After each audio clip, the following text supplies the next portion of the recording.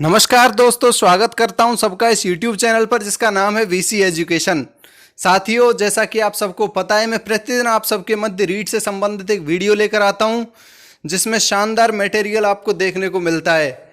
मेरा कोई भी मॉडल पेपर ऐसा होता है, हर एक मॉडल पेपर ऐसा होता है जिसमें पिछले वर्ष के प्रश्न सम्मिलित किए जाते हैं, जो कि अधिकांशतः एग्जाम्स में रिपीट किए जाते हैं। तो दोस्तों, मेरी हर एक वीडियो को ज़रूर देखिएगा जिससे आपका सिलेक्शन श्योर हो सके। दोस्तों, इसी प्रकार आज भी मैथ्स का एक टॉपिक घातांक आप सबके मध्य में लेकर आया हूं,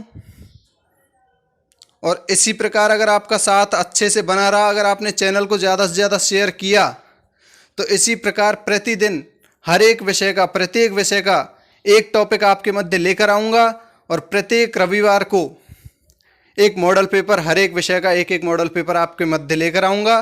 तो दोस्तों, वीडियो को ज़्यादा से ज़्यादा शेयर कीजिए, चैनल को सब्सक्राइब कीजिए, लाइक कीजिए, बेल आइकन पर क्लिक कीजिए, जिससे कोई भी वीडियो डलते ही आपके पास नोटिफिकेशन आ जाए और आप उसका लाभ उठा सकें। तो दोस्तों, वीडियो को शुरू करते हैं और देखते हैं आप आज की वीडियो का कितना लाभ उठाते हैं और कितने लोग इसको ज़्यादा से ज़्यादा शेयर करते हैं और लाइक करते हैं।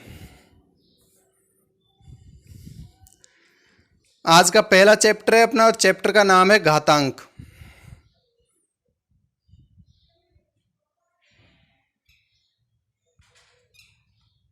चैप्टर का नाम है घातांक। घातांक या घात क्या होती है? घातांक या घात का अर्थ होता है जिस संख्या के वह साथ है, जिस संख्या के वह साथ है उस संख्या को उतनी बार गुणा करना जितनी उसके साथ घात हैं। जैसे अगर कहीं लिखा हुआ है 2 की घात 2, तो इसका मतलब क्या होगा? 2 इंटू 2, मतलब 2 के घात 2 लग रही है तो 2 को 2 बार गुणा करेंगे। अगर 3 की घात 2 होगी तो 3 को 2 बार गुणा करेंगे, तो 3 इंटू 2 3 बराबर 9। इसमें उदाहरण दिया हुआ है जैसे 5 की घात 3, इसमें 5 आधार होगा, नीचे वाली जो संख्या होती है वो आधार होती है, और ऊपर जो घात में जो लगी होती है, ऊपर जो सर पर बैठी रहती है वो घात होती है। तो इसमें 5 आधार होगा और 3 घात होगी, अर्थात 5 की घात 3 बराबर 5 इंटू 5 इंटू 5 क्या हो जाएगा? 5 इंटू 5 25, और इंटू 5 मतलब 25 इंटू 5 125। ऐसे ही वर्ग, वर्ग क्या होता है? यदि किसी संख्या के ऊपर घात 2 होती है, मतलब यदि किसी संख्या को उसी संख्या से गुणा किया जाता है तो वह उसका वर्ग कहलाता है। किसी संख्या को उसी संख्या से गुणा करने पर प्राप्त परिणाम उस संख्या का वर्ग कहलाता है। जैसे 9 का वर्ग क्या होगा? 9 की घात 2, मतलब 9 गुणा 9 बराबर 81।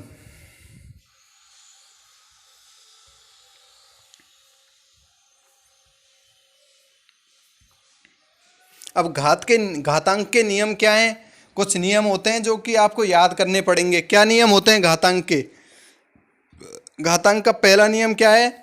यदि किसी संख्या को अपन a मान लेते हैं, यदि किसी संख्या a की घात 1 हो तो उसका उत्तर a ही होगा। जैसे अगर 2 की घात 1 है तो उसका उत्तर 2 ही होगा। यदि किसी भी संख्या के ऊपर घात 1 होगी तो उसका उत्तर वही संख्या ही होगी। अगर a की घात 1 है तो उसका उत्तर a होगा। यदि x की घात 1 है तो उसका उत्तर x होगा। दूसरा नियम, यदि किसी संख्या की घात 0 है तो उसका उत्तर हमेशा 1 होगा। कोई भी संख्या हो, अगर उसकी घात में 0 दिख जाता है तो उसका उत्तर हमेशा 1 होगा। भले ही नीचे की संख्या 10,000 है और उसकी घात अगर 0 है तो उसका उत्तर भी 1 ही होगा। जैसे 5 की घात 0 बराबर 1। तीसरा नियम, यदि गुणनफल में आधार समान व घातें अलग अलग हों, यदि कोई भी दो संख्याएं, उन दोनों संख्याओं का गुणनफल में आधार, मतलब आधार कौन सी संख्या होती है? नीचे वाली, आधार समान हो और घात अलग अलग हो तो उसमें घातें जुड़ जाती हैं नीचे के आधार को। जैसे इसका उदाहरण अपन देख सकते हैं, यदि a की घात m इंटू a की घात n, तो नीचे के आधार दोनों a हैं, मतलब समान है, और घात दोनों की अलग अलग हैं, m और n। तो क्या होगा? नीचे आधार लिख दिया a और इसकी घात जुड़ जाएंगी, a की घात m प्लस n। जैसे 2 की घात 3 इंटू 2 की घात 2। अगर ये गुणनफल में होंगी तो ही होगा ये। जैसे 2 की घात 3 इंटू 2 की घात 2, तो नीचे के आधार दोनों 2 है तो दोनों आधार समान हो गए और घात अलग अलग हो गई। तो क्या हो जाएगा, 2 की घात 3 प्लस 5 बराबर 2 की घात 5। ठीक है। चौथा नियम क्या है, घातें समान हों व आधार अलग अलग हों तो आधार गुणा हो जाते हैं।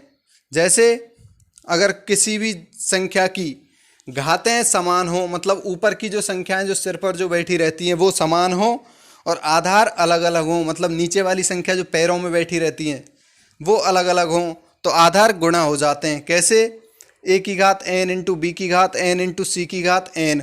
इसमें नीचे घात तो सबकी बराबर है n n n और आधार अलग हैं a b c, तो नीचे के तीनों आधार गुणा हो जाएंगे आपस में, a इंटू बी इंटू सी की घात n।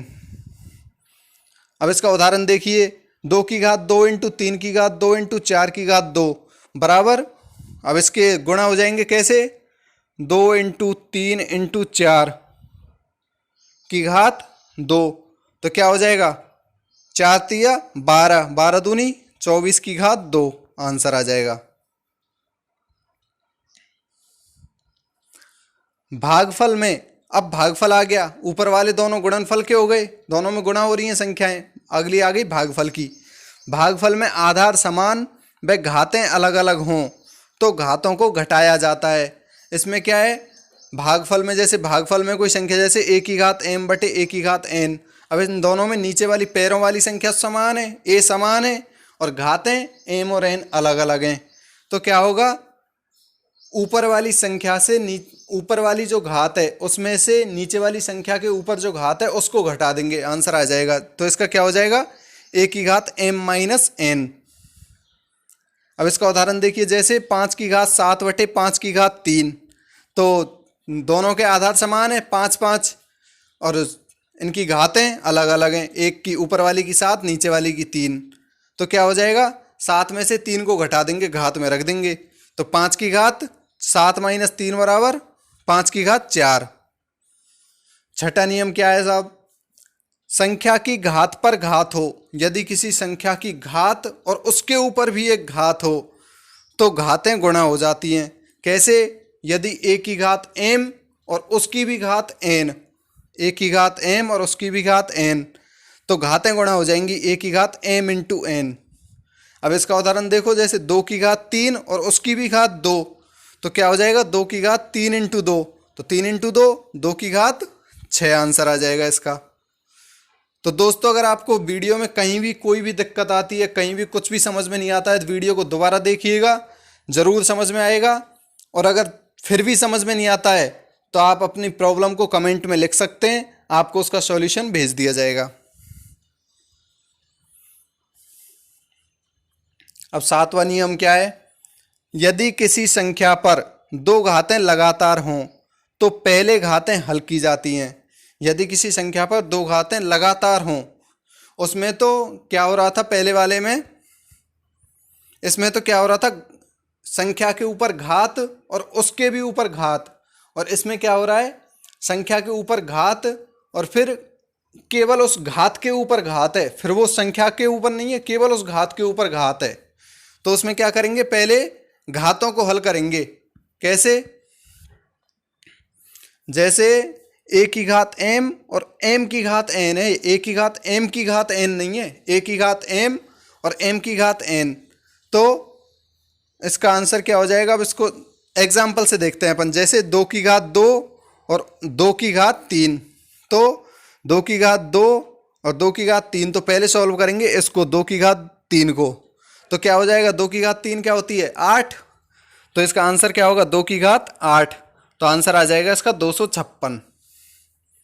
अब आठवां नियम क्या है, घात नकारात्मक हो तो उसे भिन्न में करके धनात्मक बनाते हैं। कैसे, जैसे यदि घात a की घात माइनस m है, तो ऊपर अगर घात माइनस में आती है तो उसको वटे में लेके जाते हैं तो वो अपने आप पॉजिटिव हो जाती है, या फिर अगर नीचे नीचे नेगेटिव होती है और उसको ऊपर लेकर जाते हैं तो वो अपने आप पॉजिटिव हो जाती है। कैसे, a की घात m है तो उसको धनात्मक बनाना है, तो 1 के बटे में उसको लिख देंगे, 1 के भाग में उसको लिख देंगे, तो उस संख्या धनात्मक बन जाएगी। जैसे 3 की घात -2 है, तो 3 की घात -2 को हमको धनात्मक बनाना है। अब 3 की घात 2 को तो कैसे इसका आंसर निकालें, तो क्या करेंगे अपन, 1/3 की घात 2, तो 3 की घात 2 क्या होती है 9, तो 1/9 इसका आंसर हो जाएगा। अगला नियम क्या है, अगर किसी संख्या की घात भिन्न में हो तो उसे कर्णी रूप दिया जाता है। कर्णी रूप क्या किसे कहते हैं, क्या होता है, उसको आगे बताऊंगा थोड़ा सा, एक बार इसको यहीं से देख लीजिए नॉर्मली। तो उसको कर्णी रूप दिया जाता है कैसे, a की घात m/n है, तो इसको सॉल्व करेंगे तो क्या होगा, जो घात में जो संख्या होती है 1/n जो है, उसका मतलब, अब जैसे अपन अंडर रूट वर्गमूल निकालते हैं, जैसे 2 का वर्गमूल है, तो इसको अपन क्या लिख सकते हैं, 2 की घात 1/2। अब इसको अपन क्या लिख सकते हैं, और यहाँ पे 2, ये तीनों चीज़ बराबर ही तो हैं, एक जैसी तो हैं। ऐसे ही जैसे अपन लिखते हैं 2, ये तो इसको अपन क्या लिख सकते हैं, 2 की घात 1/3, क्यूब रूट को यही लिख सकते हैं अपन, 2 की घात 1/3। तो इसमें क्या होगा, ये 3 आगे ही तो जा रहा है, इसके घात वाला वर्गमूल का साइन लग रहा है, निशान लग रहा है, 3 घात आगे आ रही है। तो इसमें भी क्या क्या करेंगे अपन, जैसे a की घात m है, तो ये बटे में ही तो आ रहा है n, m को तो यहीं छोड़ देंगे और इसमें वर्गमूल का निशान लगा के n को आगे लेके आ जाएंगे, वो उसका सॉल्यूशन हो जाएगा। अब कैसे, जैसे 3 की घात 2/5 है, तो 2/5 को 2/5 को या तो 2/5 लिख लो या फिर 2 × 1/5 लिख लो। तो 1/5 का मतलब वही तो हो गया जैसे 1/3 1/2 का जो हो रहा है। तो इसमें क्या करेंगे, 2 तो वहीं रह जाएगा, तो 2 तो यहीं रह गया और 5 वर्गमूल का निशान लगा के आगे आ जाएगा। अब 10वां नियम क्या है, अगर घात किसी भिन्न स्तर पर हो तो उस घात को अलग अलग करके भागफल की तरह दर्शाया जाता है। जैसे इसमें आधार अगर भिन्न में हो, तो जैसे a/b की घात n है, तो क्या करते हैं, घात को अलग अलग भी अपन लिख सकते हैं, ऊपर अलग लिख दो नीचे अलग लिख दो, जैसे a की घात n/b की घात n। अभी उदाहरण देख लो इसका, जैसे 2/3 की घात 5 है, तो 2 की घात 5/3 की घात 5।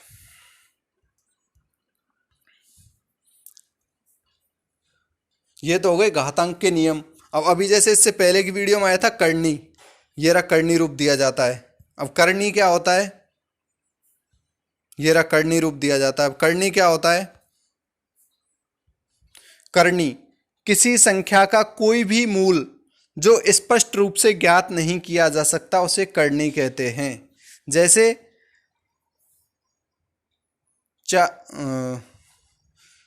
जैसे 10 की घात 1/4 है, तो ना तो इसको अपन सॉल्व कर सकते हैं और इसको अपन लिख कैसे सकते हैं, इसको ऐसे। तो इसमें क्या होगा, कोटि क्या होगी 4 कोटि, ठीक है। अब इसके नियम है कुछ जो कि आपको क्वेश्चंस में काम आएंगे, इसलिए इनको याद करना जरूरी है। ये याद कर लेना, याद करने की भी कोई ज़रूरत नहीं है। आप घातांक के किसी भी टॉपिक में से कहीं से भी प्रश्न लेकर आइए, उनको सॉल्व कीजिए। जितनी ज़्यादा आप प्रैक्टिस करोगे उतने ही ज़्यादा आपके अभ्यास में आएगा, और अभ्यास में आने के बाद आपको याद करने की बिल्कुल कोई ज़रूरत नहीं है, ठीक है। और वैसे कुछ क्वेश्चंस मैं भी लेकर आऊँगा, एक या तो कल या फिर 1-2 दिन में मैं भी कुछ क्वेश्चंस लेकर आऊँगा इसी टॉपिक के ऊपर। अब कर्णी के नियम क्या हैं वो देख लीजिए। जैसे एक पे अंडर रूट n और उसकी घात m, तो इसमें n क्या हो गया 1/n हो जाएगा, तो a की घात 1/n इंटू m। तो इसको अपन क्या लिख सकते हैं, a की घात गुणा होती हैं घातें, तो इसमें क्या हो जाएगा a की घात m/n। अब m इंटू 1/n को अगर गुणा करेंगे तो यही तो आएगा m/n, तो क्या हो जाएगा a की घात m/n, ठीक है। वही रूप बन गया उसमें।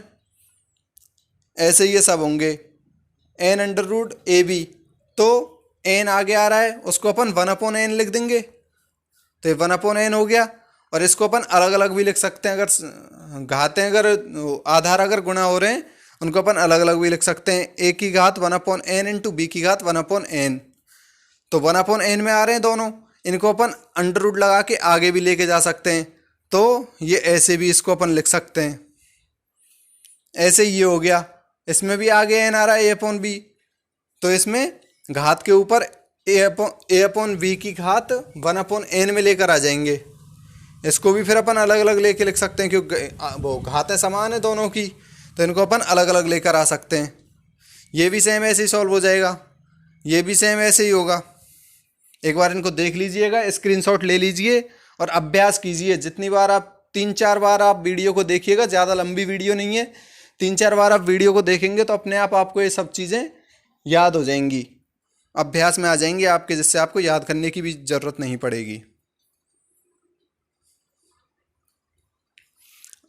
5वां क्या है, यदि a plus under root B बराबर c plus under root D, जहाँ a एवं c परिमेय संख्याएं हैं तथा under root B into under root D, under root B और अंडर रूट डी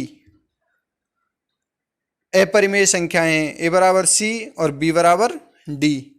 अब इसके भी कुछ नियम है, जैसे देखिए ये भी आपको याद करने पड़ेंगे, क्योंकि इनके ऊपर बहुत से क्वेश्चंस कई बार पुटअप किए जाते हैं।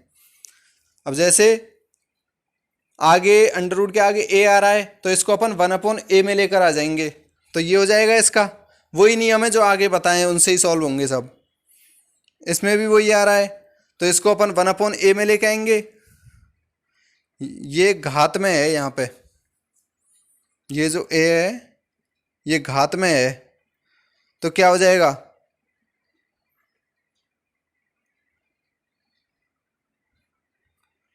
ये ऐसे है, तो इसका क्या हो जाएगा, b की घात 1/a और इंटू a पहले से है ही है, तो a से a कट जाएगा, क्या रह जाएगा b। ठीक है, तो ये b आ गया। अगला क्या है, under root a into under root a। अब 2 बार अंडर रूट गुना हो रहे हैं, तो सेम वही संख्या आएगी, सेम वही संख्या आएगी। ऐसे under root a into under root b, तो दोनों संख्याओं को गुणा कर देंगे, उनका अंडर रूट निकाल लो या फिर अलग अलग करके निकाल लो, बात एक ही है। इन सबको आप याद कर लीजिएगा। ये क्या है, under root a plus under root b का होल स्क्वायर। ये क्या हो गया, a प्लस b का होल स्क्वायर। क्या होता है सूत्र, a प्लस b का होल स्क्वायर बराबर a square plus b square plus 2ab। उससे अगर इसको सॉल्व करेंगे तो क्या आ जाएगा, a plus B plus 2 under root A B. ऐसे ये क्या है, under root a minus under root b का होल स्क्वायर। तो इसका सूत्र क्या होता है,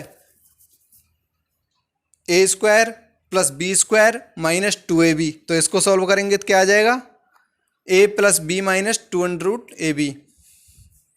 ऐसे ये क्या हो गया, a plus B A minus B. A plus B A minus B क्या होता है, A square minus B square. अब ये देखिए, ये बहुत महत्वपूर्ण नियम है। ये अगर इनफाइनाइट तक जा रहा है तो इसमें ये इसका सूत्र है, इसको डायरेक्ट अपन निकाल सकते हैं। अगर ऐसी कोई भी संख्या आ रही है, जैसे ए की जगह कुछ भी, जैसे अगर 2 दे रखा है ए की जगह पे, तो इसको अपन कैसे निकालेंगे, 4 इंटू 2 प्लस 1 का अंडर रूट प्लस 1 बाई 2, क्या हो जाएगा 9 प्लस 1, 9 प्लस 1 बाई 2, तो क्या हो जाएगा 3 प्लस 1 बाई 2, तो 4 बाई 2 बराबर 2 आ जाएगा। इसलिए ये याद करने की चीज़ है, ये बहुत ज़्यादा इम्पोर्टेंट है दोनों। ये चारों 8 से 12 तक बहुत ज़्यादा इम्पोर्टेंट है, ये सब आपको याद करने ही पड़ेंगे। ठीक है, इन सबको एक बार आप देख लीजिएगा, स्क्रीनशॉट ले लीजिए।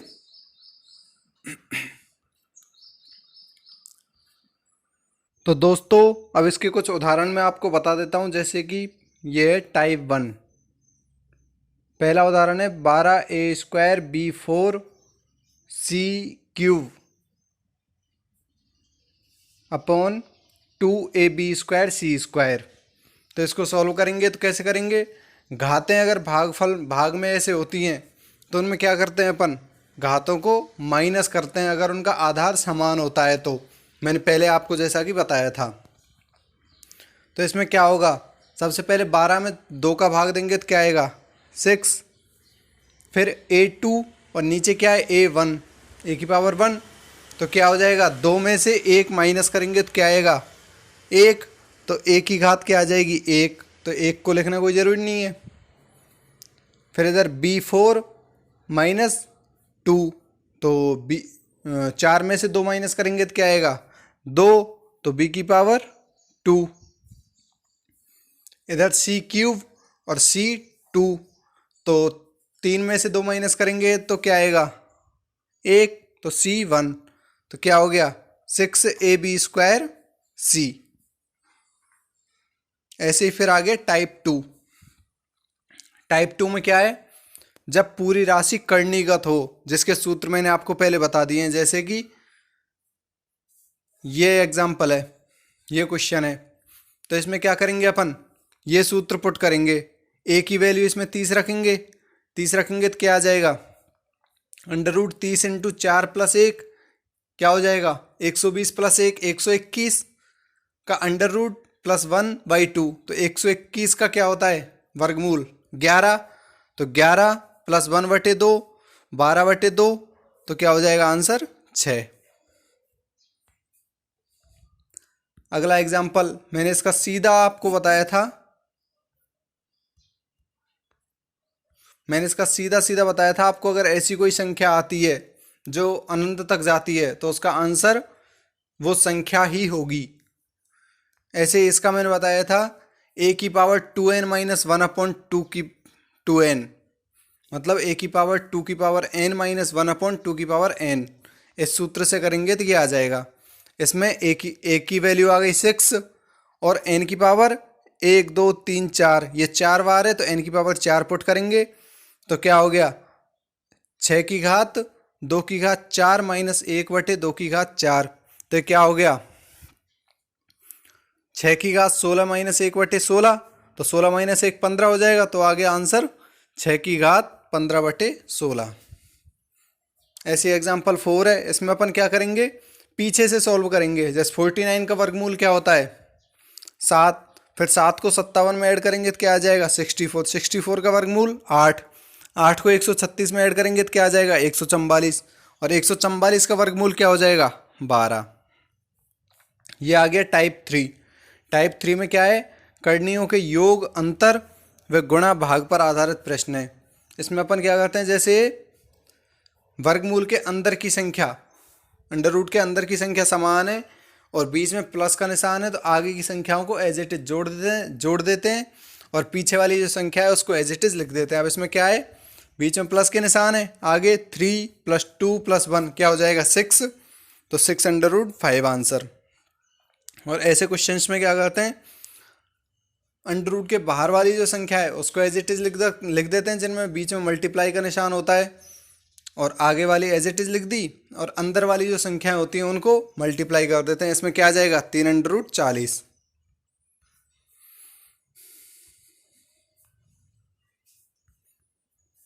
यह टाइप 4। टाइप 4 में क्या है, संयुग्मी पर आधारित प्रश्न। इसमें क्या करते हैं अपन, जैसे ये है √3 - 1/√3 + 1, तो नीचे वाली जो संख्या होती है ना, जैसे इसमें √3 + 1, तो नीचे वाली जो संख्या होती है उसकी विलोम संख्या से मल्टीप्लाई करते हैं ऊपर नीचे, अंश और हर दोनों में। अब इसमें क्या है √3 + 1, तो इसको करेंगे अपन √3 - 1 से ऊपर नीचे मल्टीप्लाई, तो ये तो हो गई पहले वाली जो अपनी संख्या है वो, और √3 - 1 से मल्टीप्लाई कर दिया अंश और हर को। अंश और हर को मल्टीप्लाई करेंगे तो कोई फर्क नहीं पड़ेगा, उससे उसको काट दो, सेम वही संख्या रहेगी। लेकिन अपन मल्टीप्लाई उसको काटने के लिए नहीं, उसको सॉल्व करने के लिए कर रहे हैं, इसलिए उसको काटेंगे नहीं, आगे अपन उसको लेके जाएंगे तो क्या हो जाएगा, ऊपर वाली संख्या क्या हो गई √3 - 1 × √3 - 1, तो ये उसका होल स्क्वायर हो गई, ये तो उसका होल स्क्वायर हो गई। नीचे वाली क्या हो गई a + b × a - b, तो इसको अपन सॉल्व करके क्या करेंगे a + b × a - b बराबर क्या होता है a² - b², तो क्या हो जाएगा √3 का होल स्क्वायर -1², तो ये क्या हो जाएगा 3 - 1, हर में तो आंसर आ गया 2, और ऊपर अंश वाला क्या निकलेगा, इसको अपन निकालेंगे a - b का होल स्क्वायर से, तो क्या हो जाएगा 3 + 1 - 2√3। तो क्या आ जाएगा 4 - 2√3 बराबर, ये आ गई ये संख्या 4 - 2√3/2। इसमें से ऊपर वाली में से अपन क्या करेंगे 2 कॉमन ले लेंगे। 2 कॉमन लेंगे तो क्या बचेगा 2 - √3। और पहले से अपने पास हर में 2 है ही, 2 से 2 कट जाएगा, आंसर आ जाएगा 2 - √3। फिर अगला एग्जाम्पल है, इसमें भी सेम ऐसे ही है। इसमें हर में √9 - √8 दे रखा है, तो इसमें √9 + √8 से मल्टीप्लाई करेंगे ऊपर नीचे, सॉल्व करेंगे तो इसका आ जाएगा 3 + 2√2। अगर इस क्वेश्चन में किसी को कोई प्रॉब्लम आती है तो वो कमेंट करके मेरे से पूछ सकते हैं, अगले वीडियो में मैं आपको बता दूंगा। अगला है टाइप 5। टाइप 5 में क्या है 12 + √140। तो इसको अपन कैसे करेंगे, 12 को अपन क्या लिख सकते हैं 7 + 5, 7 + 5 लिख दिया। और 140 को अपन क्या लिख सकते हैं 4 × 7 × 5।